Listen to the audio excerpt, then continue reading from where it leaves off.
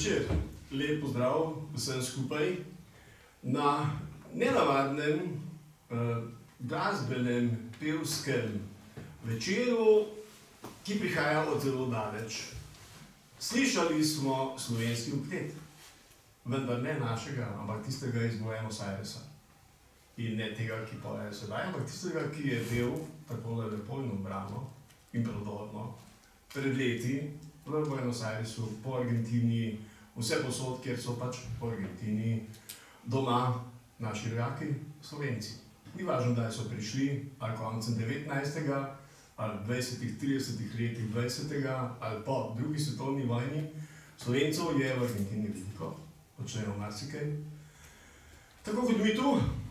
In seveda, gori drži slovenska beseda, slovenski jezik, slovenska pesem, slovenske tradicije. Vse tisto, kar lahko seštejemo v slovensko identiteto, tisto, kar diči slovenščino celo in tisto, kar se mora zgoditi zato, da bomo še dolgo tu in da bo še vedno tako zvenelo, kot zveni že 1000 in več let. Naslov tega večera je Slovenski glasbeniki v Argentini. In seveda, človek bi lahko sedel za razne sestavke, v razne arhive, razne zgodovinske zapise in sestavil za to, da bi potem sam govoril o tem. Vendar, veste, najbolje je to doživeti, se s tem srečati. In bom kar povedal o pomoči Slovenske matice, ki je gostitelj tega večera, pa me je na nek način gospa Ignacija Fridl-Jarc, ki se opravičuje, ker ima druge obveznosti, pooblastila, da tudi v njenem imenu na nek način uvedem in izpeljem tale dogodek. Torej, o pomoči Slovenske matice je po Argentini popotovala naša organizacija Gibanje Kultura Natura Slovenija, ki jo nekaj časa predstavljam jaz v svoji malenkosti, pišem se Slavko Mežek. In ko sem seveda pripravljal to popotovanje, ki je trajalo cel mesec, cel november, sem se malo učil in nekaj bral in odprl tudi kakšen časopis Slovencev v Argentini, recimo revijo Svobodna Slovenija, pa prebereš eno, pa prebereš drugo, pa strukture sem, strukture tja, društev, res, da jih ne prešteješ, ljudje seveda v najrazličnejših oblikah počno 101 stvar, od najmlajših vrtcih, šolah, srednjih šolah, bi lahko tudi rekel, pa do tistih, ki se gredo ali glasbo, ali gledališče, ali literaturo, ali so seveda uspešni podjetniki, stvari še in človek reče, pa kam naj pravzaprav sploh grem. In potem kar naenkrat naslov. Slovenski glasbeniki v Argentini. To pa moram prebrati, ne nazadnje sem tudi jaz moj glasbenika. In preberem prvi odstavek in drugi pravi, najprej uvede to, da bo govoril o pevcih. Pravi, začel bom pri Antonu Dermoti. Jaz sem rekel, kaj ima Dermota za delati v Buenos Airesu. Seveda ima, 9-krat je pel v Teatru Colón. In zdaj, kaj imam pa jaz zraven za početi pri Antonu Dermoti? Ja, naša organizacija Kultura Natura biva v Mežnariji nad Kropo pri podružnični cerkvi Matere Božje, ki domačini rečejo Kapelca. In tam noč so bili doma bratje Dermota. Anton, Gašper, Leopold. Vsi trije, pa še Lovro Rešek, njihov nečak za povrh. 4 tenori v eni hiši, torej je bil razlog za to, da sem bil firčen. In potem vse preberem in spodaj piše Rock Fink. Sem rekel, pa tega človeka moram najti. in seveda poiščem, ga najdem. In Rok Fink je bil takoj prijazen in takoj sva se zmenila, da se morava srečati in jaz sem začutil, to bo pa človek, ki bo meni malo pomagal. In Rok Fink, dober večer. Dober večer. Dobrodošli. Jaz seveda bom kmalu nehal govoriti, ker se bom tudi sam šel učiti, samo 3-krat imam še zaprtisan pri nekih glasbenih intermecih, ja, ki jih je seveda Rok izbral, rad se pa tudi jaz želim kaj novega naučiti. Bom pa takole povedal, ne?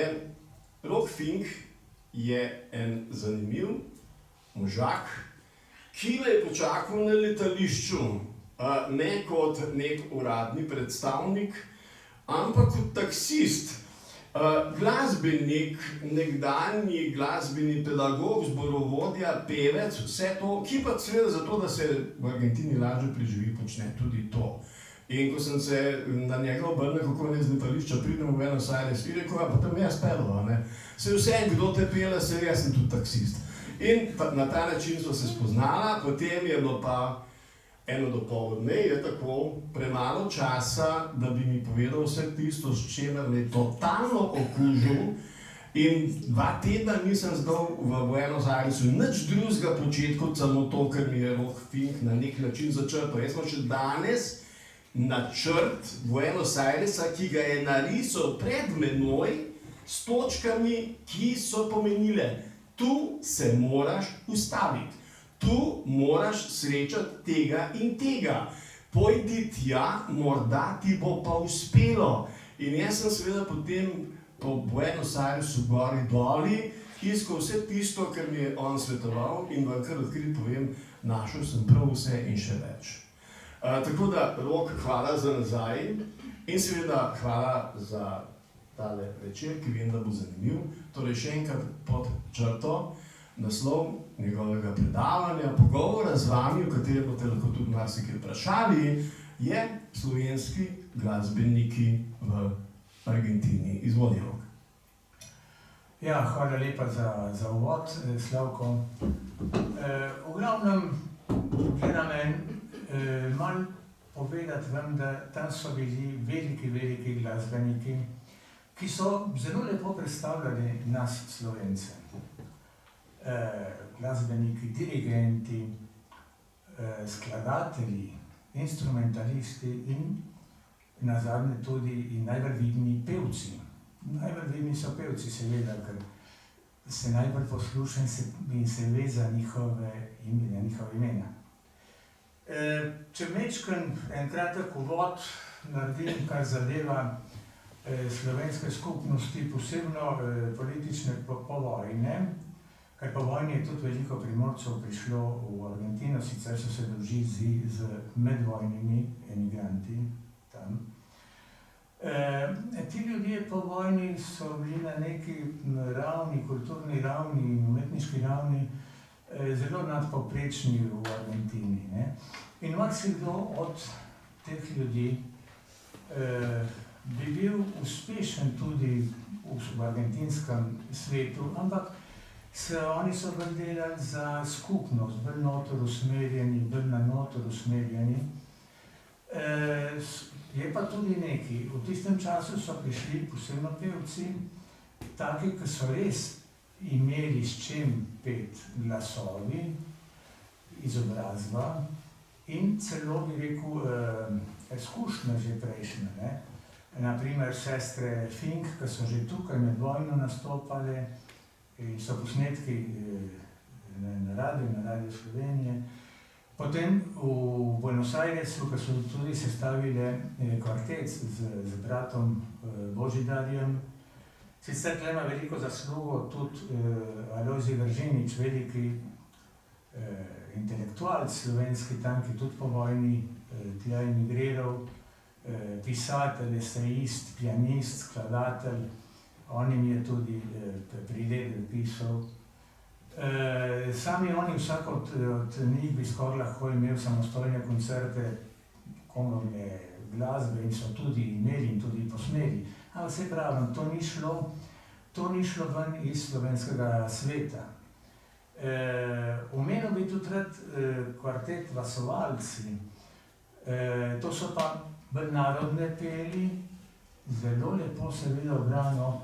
In zanimivost, na primer, je, da prvi tenor tega kvarteta, Silvo Lipušček, je bil brat slavnega Janeza tukaj, prvaka in zvezdnik ljubljanske opere. In tudi prvi tenor v slovenskem oktetu, tistem prvem slovenskem oktetu leta 1951. Bilo je tudi veliko ansamblov, ker se je ta skupnost razdrobila na več krajev, je bilo tudi več teh domov in klubov, bi rekel, slovenskih, in vsak je imel potem svoj zbor, svoj ansambel, eni boljši, eni slabši, eni več, eni manj, eni še zdaj delujejo, drugi že ne, kakorkoli. Ampak vse to je ostalo zelo omejeno, ne, v okviru skupnosti. Podobno je bilo z medvojnim imigrantom iz Primorske, ki so pravzaprav se umaknili nasilju italijanskemu, ne, ki so pa bolj skupaj bili vsi in tudi niso imeli preveč, kako bi rekel, niso šli v svet kot skupnost, ali pa da si pokazali to. So imeli pa že veliko predstavnikov, ki so predstavljali Slovence, ne samo v glasbi, v filmu, v literaturi, v znanstvu, v gradbeniki, veliko tega je bilo. Ampak nas tiče danes glasba, oziroma petje sicer, bom začel pri glasbenikih. Bi rekel, da en od najvažnejših osebnosti za omeniti v tem smislu je Ciril Kren. Ciril Kren je bil glasbenik, ki je on je rojen 21. v Medani in je leta 1937 emigriral v Argentino in je šele tam začel študirati tako glasbo, to se pravi kompozicijo, kot violino. In se je hitro razvil. Začel je komponirati, ima simfonična dela, ima komorna dela, ima samospeve na slovenska besedila in na argentinska oziroma kastilska besedila, priredbe za zbor, priredbe razne zborovske skladbe. Kantate tudi, ki so se izvajale. Vse to se je v Argentini izvajalo na javnem prostoru, na radijih, koncerti. Neki teh njegovih simfoničnih del so se tudi tukaj v Sloveniji izvajali. On je tudi veliko delal za Slovence, za Primorce v glavnem, ker on je pač kot Primorec se njim pridružil že takrat. Prva njegova simfonija, na primer, je bila izvajana leta 1949, to se pravi 12 let potem, ki je on prišel v Argentino. Kar hitro, če pomislite, da je šele takrat začel se vežbati, izpopolnjevati v glasbi. Njegove samospeve je, na primer, tudi tam izvajal baritonist Angel Hrvatin, tudi te skupnosti, in so tudi izvajali za slovenske klube, ki so bili zelo blizu eno drugega. Primorci so imeli 3 domove, 100 metrov eno drugega, v isti četrti, v istem becirku, bi rekel, zanimivo. Tudi Vera Golob, ker to je pa potomka povojne migracije, je tudi izvajala njegove samospeve. O Veri lahko še rečem, čeprav pol se ni več razvijala kot solistka, začela kot solistka, močan sopran. Med drugim je bila ona Aida v veliki produkciji v mestu Paraná, ob reki Paraná, mogočni reki, ki je na kakšen način bila kot Nil v tej scenariji. Tudi pisal je on v 2 listih o Novi domovini in v Lipi. Dirigiral je zbore in širil glasbo slovensko tam. Mogoče pa najvažnejši v argentinskem svetu, kar je on stvoril, naredil, ki je bil zraven, so ustanovitelj Društva argentinskih skladateljev, ki še danes obstaja in še danes na vsaki obletnici izvajajo kakšno njegovo delo, v glavnem klavirsko, ker pač orkestra ne spravijo skupaj za take dogodke. Ne bi pa pozabil med glasbeniki na Šijanca, Marijano Drago Šijanec.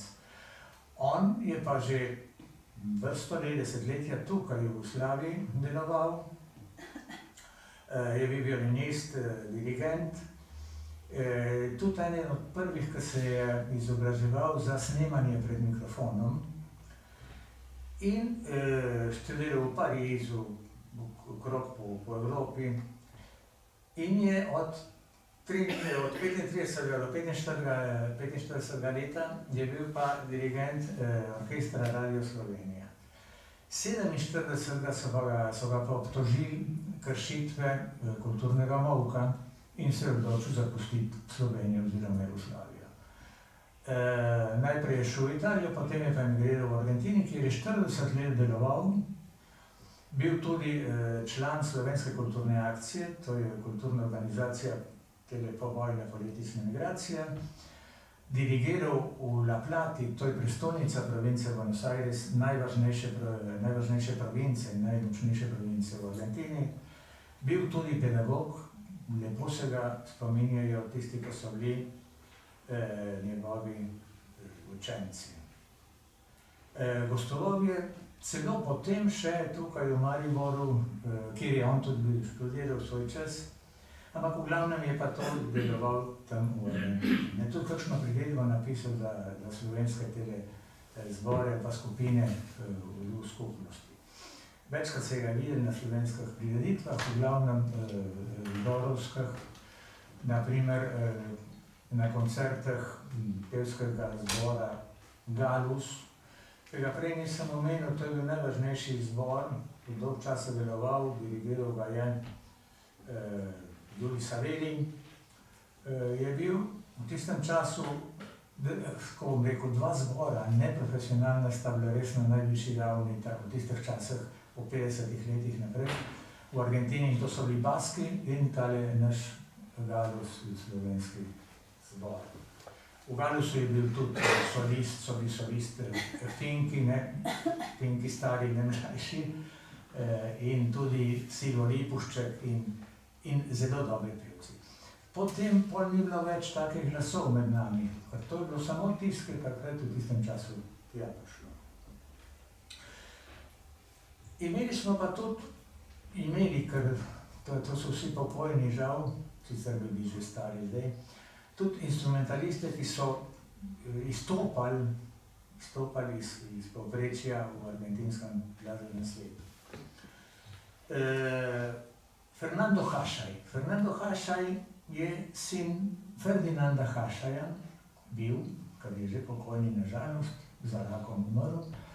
Ferdinand Hašaj je bil Prekmurec, ki se je za Prekmurci emigriral v Urugvaj, tudi v času med obema vojnama, svetovnima. V glavnem so se Prekmurci naselili v Urugvaju in en del je pa tudi v Argentino prišel, ker so imeli tudi nekaj svojega delovanja, so bili pa bolj izolirani, niso se to udružili z drugimi, v glavnem tudi, ker so zaradi jezika, oni so bolj učili po prekmursko, in to je tudi neka meja. Sicer so še do konca, povem, jaz sem bil enkrat s Kreslinom tam in se je lahko po prekmurščini pogovarjal z njim, mi nismo razumeli nič. On je rojen je bil 57. in se je spopolnjeval tudi v Italiji in Argentini z velikimi mojstri. Je bil koncertni mojster v orkestru Sodre, ta glavnih v Urugvaju, in tudi v Buenos Aireški filharmoniji. Smatran je pa bil, bom rekel, najboljši, ker mogoče bodo rekel, ne, ampak med najboljšimi violinisti v celi Južni Ameriki skozi celo svoje delovanje, skozi čas. Ustanovil je godalni kvartet Buenos Aires, zelo prestižen bil, In leta 1993 je pa sprejel vodstvo komorne skupine Camerata Bariloche. To je pa prestižna komorna skupina, ki še zdaj deluje in je že prej, tudi po svetu znana. In on je bil ne samo prva violina tam, ampak tudi dirigent. S to Camerato so bili solisti, Marta Argerich, Šlomo Menc, Rampal, flautist, Rostropovič, Federica von Stade. To so bili res prva liga na svetu instrumentalisti in pevci. Nažalost je pred malo umrl za rakom leta 2010.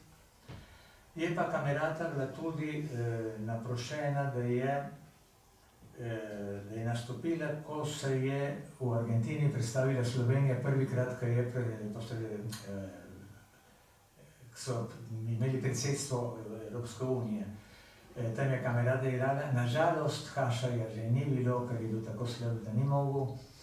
Med drugim je tle nastopil tudi tle navzoč prijatelj in bratranec Marko. Veliki dogodek, Camerata je kljub temu igrala, so izvajali priredbe teh ljudskih viš slovenskih. To je bil res dogodek.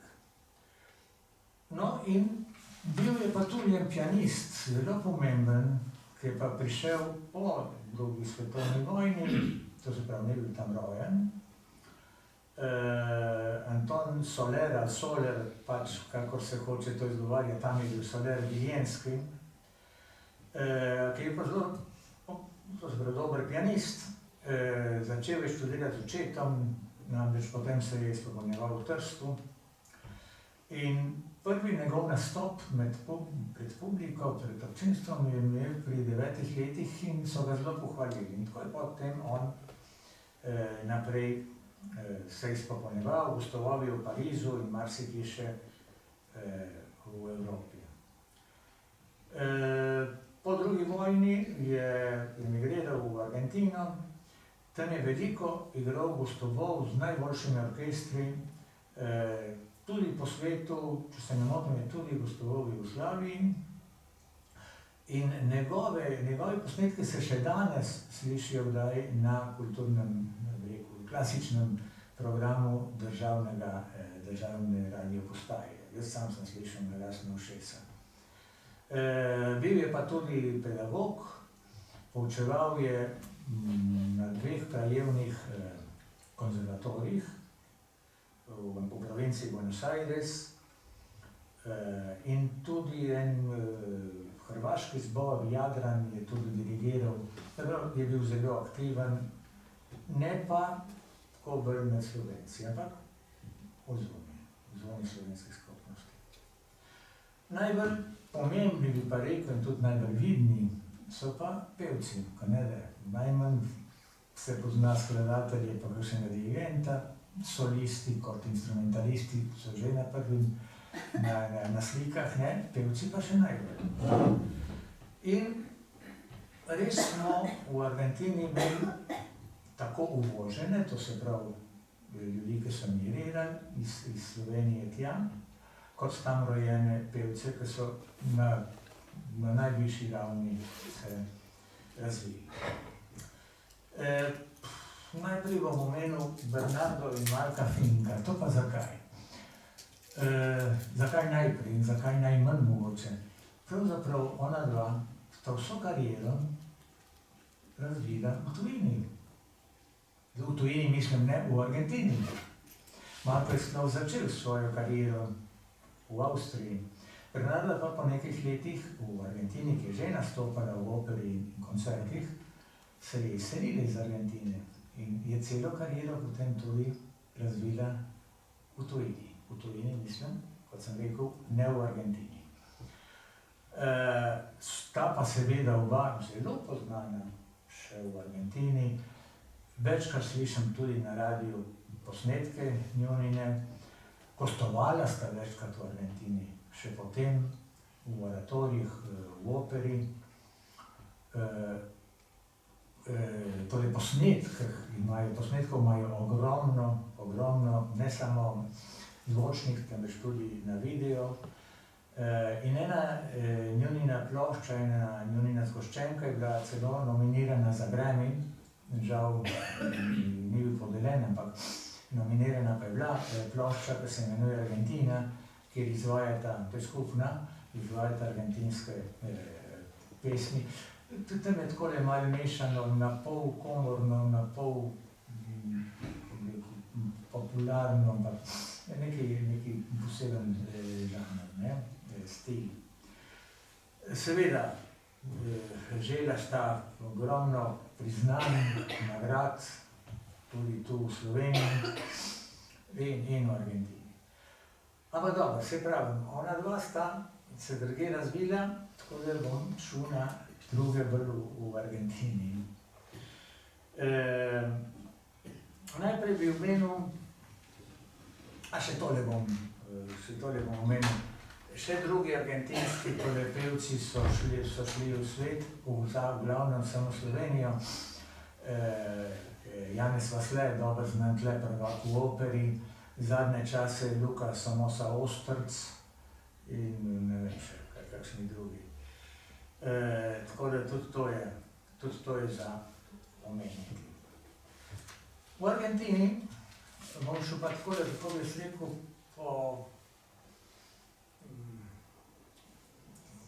koliko so poznani. Najprej bom omenil Luko Debevca Majer. Luka Debevec je študiral filozofijo in potem se je pa obrnil na petje in na odrsko umetnost.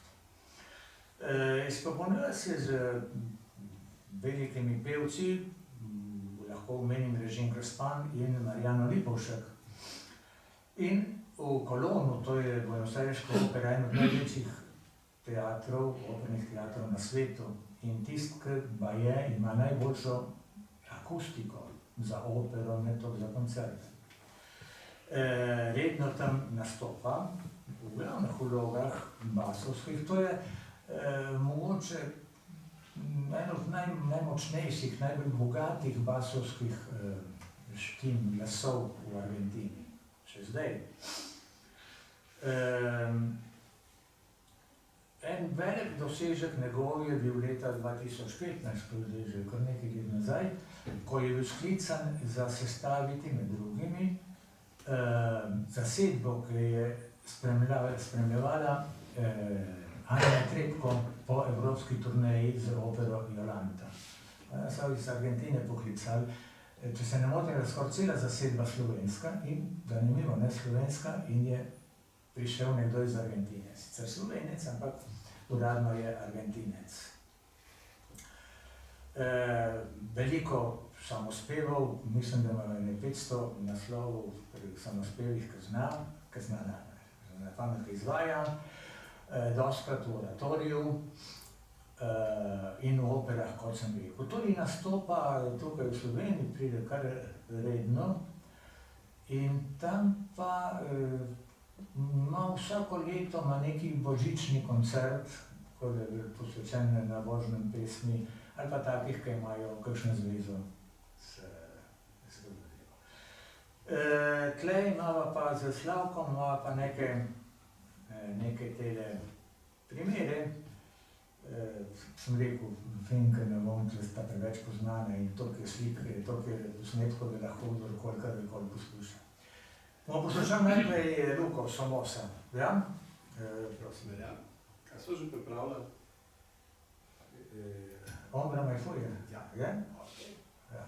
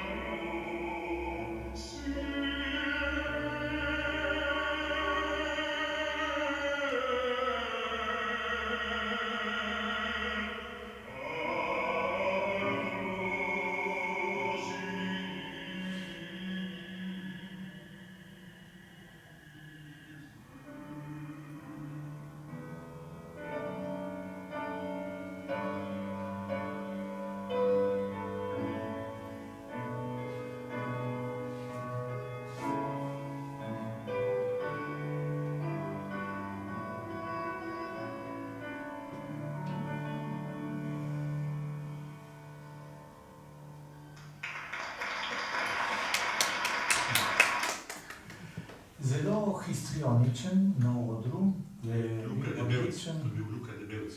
Kaj sem rekel? Ostrc. Ostrc sem rekel. Ja. Luka Debelc. Luka. Ja. Oj. Ampak sem o Debelcu govoril. Ja. Ampak poznam vsi ga kot Luka. Ja, preprosto, ja. Luka. Luka je enkrat je bil na odru pri Brahmsovem Requiem z Karlo Filipčič Holom. Sta bila oba solista. Karla Filipčič je pa hčerka Primorca in rada pove tudi po radiju, kadar ima kakšen intervju, da je njen oče bil Slovenec. Nažalost ne govori jezika, mama ni bila Slovenka. Je pa ena od najvažnejših ženskih glasov v Argentini. Študirala je tako prav naključno petje. Ona je, to sama pove, ko je bila mlada, je hodila na muzikale in na koncerte in potem je pa domov prišla in se je na ves glas drla, kot je sama rekla, tele komade, ki je slišala in bliže. In je mama rekla, a greš peti študirati ali boš pa tih. In raje je šla peti študirati. In tako je ona naprej prišla. In daleč naprej prišla. Ne samo v repertoarju, ne samo v tem, ampak tudi v nastopih po celi Argentini in tudi po svetu. Izpopolnjevala se je celo z Zigfridom Jeruzalemom, naprimer, v tujini. Veliko nastopa tudi v Nemčiji, zato vlada tudi nemščino. In v repertoarju ima pa od Mozarta preko Straussa, Boyta, Menotija, Korengolda do Wagnerja, kar zadnje čase precej izvaja, tudi po svetu. Zelo dobra komorna pevka tudi in za oratorije in kantate. Nastopala je med drugim prizorišču v Carnegie Hallu, v Kunsthalle na Dunaju, v São Paulo. Letos maja bo v Nemčiji pela Isoldo, ki zadnje čase precej izvaja po svetu. Celo je posneta en cel opera, en cel Tristan, ki sta z enem drugim kolegu argentinskem pela v Uruguaju. Zelo dobro. On ni wagnerijanc, ampak tudi pravijo, včasih ni treba biti tako močno. Fajn bi bilo njo kaj slišati. Ona ima en poseben glas, en poseben zven. Nekoč sem se pogovarjal z enem, se je spoznala tortemu kolonu in rekel, veš kaj, njen glas ni sopranski, njena barva ni sopranska, zato je tako nekaj posebnega. In je res, in bogat glas, res bogat glas. Po enem komornem koncertu sem šel in jaz sem rekel, veš, v živo še nisem slišal tako lepega sopranskega glasu. In se nisem imel kaj prikupiti njej, rekel sem mi, kar sem čutil. Naredil sem tudi en intervju z njo za revijo Rodno grudo, revija Slovenske srednjske matice, ki imamo eno predstavnico. No, bomo pa poslušali, jaz sem najprej mislil, da bi poslušali Isoldo, ampak je prijatelj dobil en boljši posnetek z opere Lohengrin, tako da bomo lahko njo malo slišali. No, vsekakor bom zavrtel, ampak moram pa povedati, tudi Karlo Filipčič Holm sem zaradi roka v živo srečal in to v Teatru Kolon. Jaz mislim, da bova pač se spoznala roko dala in jaz sem vse ponižno umaknil, ker rok mi je povedal, pa tudi dejansko, kar sem slišal, vse govori o veliki pevki in človek je takrat bolj skromen in reče, no, roko, preklonim se. Zadosti začetek, 2 uri sva klepetala. 2 uri je pravzaprav govorila predvsem o tem, kako premalo ve o tem, na kakšen način je Slovenka. Da pač oče na to ni dal veliko, ona je potem seveda odrasla v nečem, kar ni bilo zaznačeno slovenskim. Vendar je zelo zanimivo in to moram povedati, ker zdaj si redno dopisuje, ona tudi antropologija. In zdaj resno raziskuje pravzaprav vse tisto, kar jo in kar nas in kar še koga drugega na nek način zaznamuje in dela Slovence. Oziroma išče, kje se seštevamo v ta skupni rod. In njene na nek način ugotovitve, predvsem pa ta njena firčnost, bi rekel temu, je zadnje čase taka, da še jaz začenjam iskati po raznih virih še kaj več, ne samo zgodbo o Filipčičih. Zdaj se slučeva okrog priimka Švara, ki je tudi seveda z tistega primorskega konca in se kaže, da je v to imenitno pevko sešteto marsikaj dobrega, kar je prišlo ali kar prihaja tja čez iz slovenskih krajev in tako naprej. No, zdaj pa poslušamo, upam, da bo... Ja.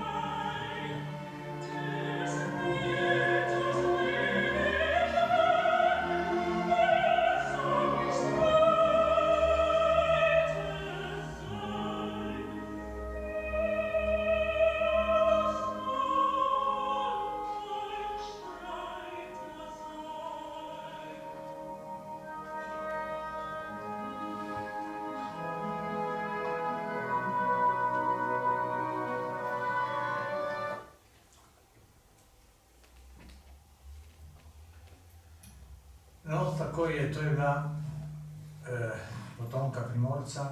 On oče je hodil, obiskoval te klube primorske, ki sem prej omenil, in potem še Triglav, ki je združenje vseh teh treh. Nekoč sem tudi naredil en članek, jaz je to bilo, takrat sem naslovil za rodno grudo Primorske štime v Buenos Aires. In kot uvod v Karlo Filipčič sem pa malo opisal o Karlu Košuti. Karlo Košuta je pa po mojem mnenju najvažnejši skupaj z Dermoto. Da. To sta najvažnejša pevca, najboljša pevca slovenska v celi zgodovini do zdaj, odkar pač so posnetki. Oba tenorista sicer čist drugačnega stila, Dermota je bil liričen, zelo liričen, mozartijan. Košuta je bil pa težak tenor, močan tenor, dramatski tenor. Košuta se je rodil v Svetem Križu leta 32. Obiskoval je šolo, slovensko šolo v Trstu, ampak 48. so se pa odločili, da emigrirajo v Argentino. Cela družina seveda. On sam pove, je en zelo zanimiv intervju z njem v Radiu Koper leta 75, 4 ure traja, kjer on predvsej opiše tole svoje začetke in kako je šel naprej leta 75, on je potem še dolgo kariero imel. Seveda v slovenščini, govorim, tržaški slovenščini, ampak gladko in lepo, ne. In ni verjetno on mislil biti pevec, ampak dobil je zaposlitev v Argentini pri enem stricu, sorodniku, ne vem, in potem, ker je on tam delal, je poslušal radio. In v tistem času se je precej poslušal tudi tehle pevk, malo bolj klasičnih, ali pa napolitanskih, italijanskih in to. In je on z njim prepeval, pa si je sam sebi rekel, da tole zmoram, takole, bi pa mogoče bilo dosti boljše, če bi še študiral petje. In je šel študirati tehniko. In je 6 let samo na tem bil. Nič nastopil, samo izobraževal. Ker s tem je tudi zraven povezan jeziki, nastopi malo kulture splošne itd. Po tistih 6 letih je pa začel kariero, ampak prav v drugovrstnih teatrih naprej prišel počas, to je prav kariero iz nule do česar je potem prišel. Je imel pa prav poseben glas, ker ni običajen pri dramatskih močnih glasovih, je to, da je lep glas bil, zelo lep, lahko kdo rekel, to je subjektivno, relativno, tudi je ena estetika, ki je objektivna. S tem, ker je imel tako močno štimo,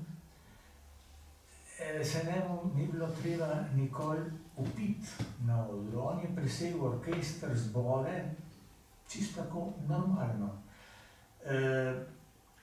Primerjal sem ga lahko z Domingom v 2 operah, pazite, znate rekel, da je zdaj pravim, da Domingo ne bil šapo, tudi Domingo je veliko več reči lahko se dotu, kot se je Košuta.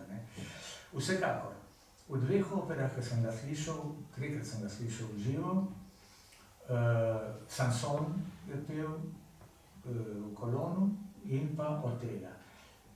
Sansona sem slišal z 1 dnevom razlike, Dominga in njega, in Otelo pa sploh. In moram reči, posebno pri Otelu ni bilo drugega Otela in ni danes še drugega Otela. Res, ta pravi Oteli so bili, odkar imamo posnetke, samo 3, Ramon Vinaj, ta prvi Čilenec, potem Valmerijanc, Kanačan, John Vickers in potem pa Košuta. Potem ni še na svetu nastopu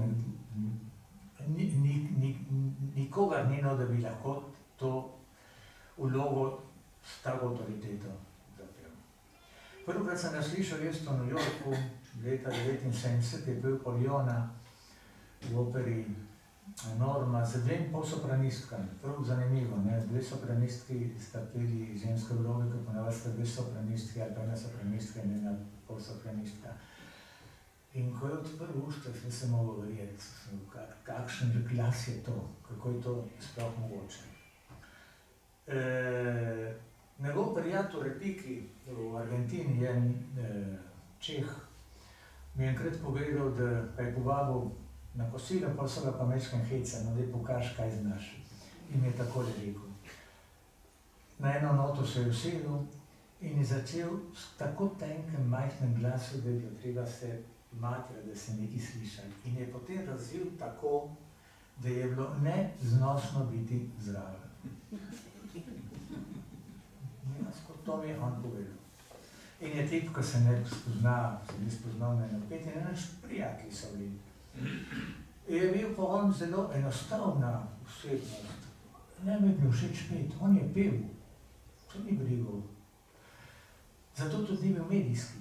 Dobro, medijski ni bil zaradi dveh razlogov. Eden je ta, drugi pa da v tistem času potem sta začela nastopati Pavarotti in Domingo. In ona dva sta pa zapirala vrata vsakemu, ki bi jih lahko kaj osenčil. 4 posnetki, to je prav komercialni, so od Košute. Še tole bom povedal. Poročil se je za Slovenko v Buenos Airesu z Nidijo Cotič, ko še zdaj govori slovensko tudi, hčerka Primorca, na tam rojena.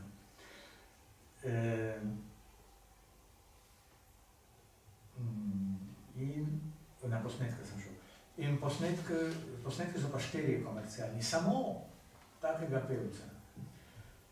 Posnel je Requiem Verdijev pod taktirko Karajana, ker so ga pol prosili Karajana, da še enkrat to posnami, zato je Pavarotti pel tenorsko vlogo. Zato pa s Karajanom Requiem in pod taktirko velikega Šoltija pa njegovo veliko vlogo Otelja. Je pa en zanimiv posnetek tudi, ki je komercialno izdan, ampak posnet v živo v teatru, je pa opera Samson in Dalila, ki sta pa glavni vlogi Marjana Lipovšek in Karlo Košuta. Sveda dva Slovenca skupaj na odru. Potem je pa veliko takih posnetkah iz teatra, ki niso izdani komercialno. Tako da dajmo ga poslušati v njegovi največji vlogi. Na vsak način bomo, ampak jaz imam en pozdrav. En pozdrav, ki je prišel iz Križa pri Trstu. Ja, Svetega Križa pri Trstu. In sicer nam to pošilja Franko Košuta. To je tisti, ki vodi Ribiški muzej, pa je sploh dušo vsega, kar se tam dogaja. In ta gospod je napisal govor ob odkritju plošče Karlu Košuti v Križu. In ti si že skoraj vse povedal, pa še več se da, ga bomo kaj poslušali. Ampak vseeno bi to, kar je Franko tako lepo vse napisal, pa mogoče prebral ene 3 take stavke. Tudi on izpostavlja sopranistke, zanimivo, tako kot ti. In jih našteva. Monserrat Caballé, Ana Moffo, Martina Arroyo, Katja Ricciarelli, Raina Gabajvanska, Kirite Canava, Margaret Price, Renata Scotto, Mirela Freni. To so vse imena, ki nam odzvane, vsaj tistim, ki smo malo na Arsu ali pa kje, ali pa sicer v operi, ali pa doma v svojih zbirkah poslušali. Govori seveda o tem, koliko jezikov je obvladal, tudi ti si to rekel. Ja. Govori praktično o vseh svetovnih velikih odrih, posod je bil ta Karlo Košuta, pravzaprav prava zvezda. Ne? Samo še to preberem, v svoji bogati karieri je uči, tako ga v križu kličejo še danes, zelo ljubeznivo. Uči je zato, ker je bil Karluči kot otroček, ne. Uči Kocjanov je bil on v Trstu. Pa že, ko omeni ženo, mi je enkrat pravila vdova, ne, mi je rekla, veš, jaz sem spoznala predsednike, kralje, vse po svetu, samo zato, ker sem z njim okrog hodila. Taki ljudje so njega hodili poslušati. Ne. In ko sem imel neko predavanje, po katerem me je on spoznal in kontaktiral v Primorskem klubu, sem govoril o dveh največjih pevcih slovenskih, kot sem prej rekel, Drmota in Košuta. In Košuta prav iz tistega kluba bom prišel, iz tistega doma, je poslala, ker je bila v Trstu vdova, Nedja je poslala sestri, ker je bila v Buenos Airesu tudi eno pismo, ki je vedela, da se bo o tem govorilo, da je ona prebrala tam za občinstvo. Zelo lepo. Ja, in še zadnji stavek, ki ga preberem. V svoji bogati karieri je uči, torej pel 1150-krat na odrih, več ali manj v glavnih vlogah.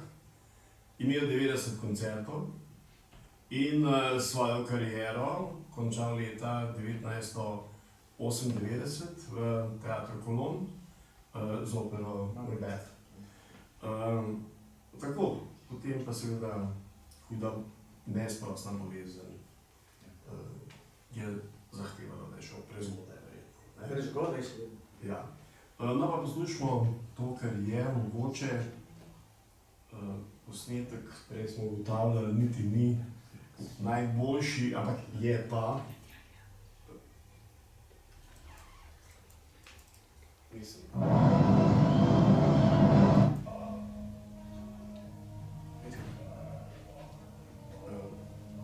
Še malo nazaj. Kje je puščica?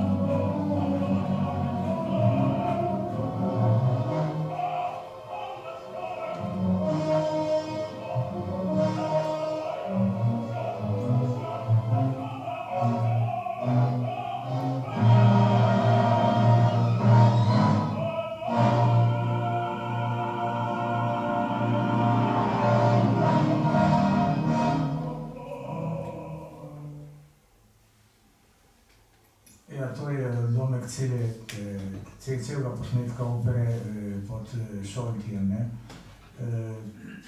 So posnetki v živo, kot meni osebno bolj pridejo. On se bolj si izraža očitno, ker je na odru in je tudi igralec. To je pa v studiu snemano. Ne? Ampak tle se lahko malo opazi tisto širino in globino, zven tega glasa. Čist drugače v živo seveda slišati. No, s tem bom vsaj kar manje zadeva zaključil. Ne vem, če bo še prijatelj kaj imel za povedati.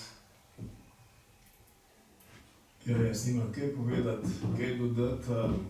Hvala za to imenitno razglednico o enem delu naše glasbene zgodovine, tudi stvarnosti, o kateri, to bom pa zdaj povedal, ja, Slovenci tu premalo ali pa nič ne vemo.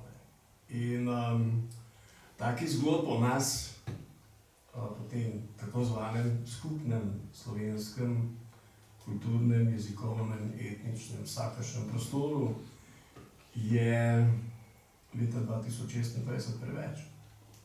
Nobene potrebe ni, da se siromašimo z tem nepoznavanjem, tudi neznanjem, prepogosto tudi nehotenjem vedeti več in odkriti tisto, kar je pravzaprav res dobrega v nas vseh, ampak skozi te vrhove slovenske ustvarjalnosti, v tem primeru je to glasbena ustvarjalnost, ne zdaj samo v Argentini, marsikje po svetu. Skratka, treba bi bilo zapolniti nekatere prazne bele strani, brez vsakega strahu, da nam bo to škodovalo, samo obogatilo nas bo.